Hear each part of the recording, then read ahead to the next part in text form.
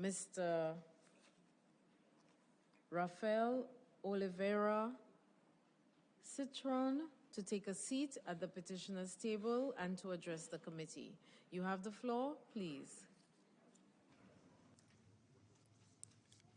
Good afternoon. My name is Rafael Olivera Cintrón.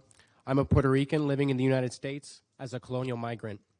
I'm referring to myself as this because as a colonial migrant, millions of fellow Boricuas, poor in social economic conditions created by 125 years of U.S. colonialism in Puerto Rico, pushed my family to migrate to the United States.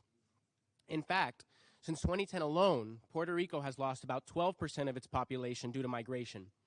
I represent Boricuas Unidos en la Diáspora, a group of Puerto Ricans in the United States and around the world who have come together to eradicate colonialism and build an independent Puerto Rico.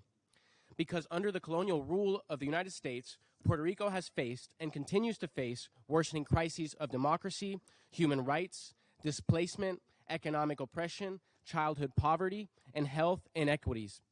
This colonial state also prohibits us from exercising necessary self-empowering autonomous development. Because for over 500 years, external control has disarmed us from solving our own problems. We have not been allowed to create adequate and optimal living conditions for ourselves. Thus, our condition demands attention and urgent action from this assembly. For decades, Puerto Rico's status has been treated as a domestic issue that should be solved through the political process in the United States. Yet through our advocacy work with U.S. lawmakers attempting to promote Puerto Rican decolonization, we know firsthand that these efforts are insufficient.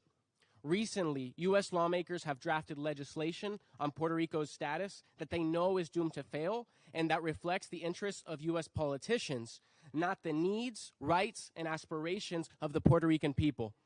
The United States and its lawmakers have no interest in overseeing the dismantling of a colonial system from which they themselves benefit.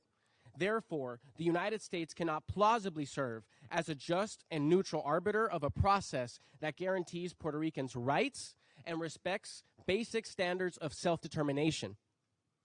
Our organization has established a framework that we believe should guide any Puerto Rican decolonization process that meets both legally and historically established standards.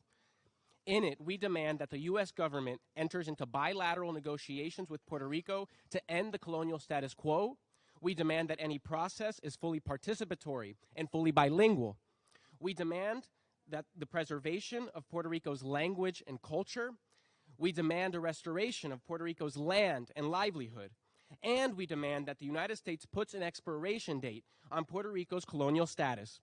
The United States continues to resist these and other basic demands.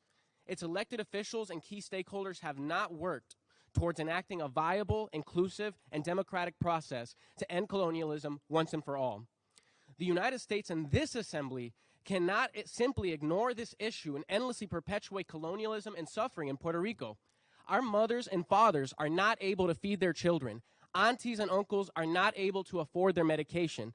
Grandmothers and grandfathers are dying from the heat and from blackouts. Our siblings and cousins are leaving because they can no longer afford to live in their home, Puerto Rico. It is the time. The moment is now. Puerto Ricans want to curate their own experience. We want to create ownership for ourselves. We want and deserve a respectable living. It is long overdue for the United Nations to treat Puerto Rico status as an ongoing crisis and an international priority.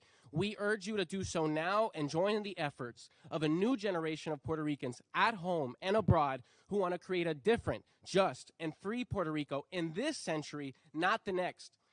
Thank you. I thank Mr. Olivera.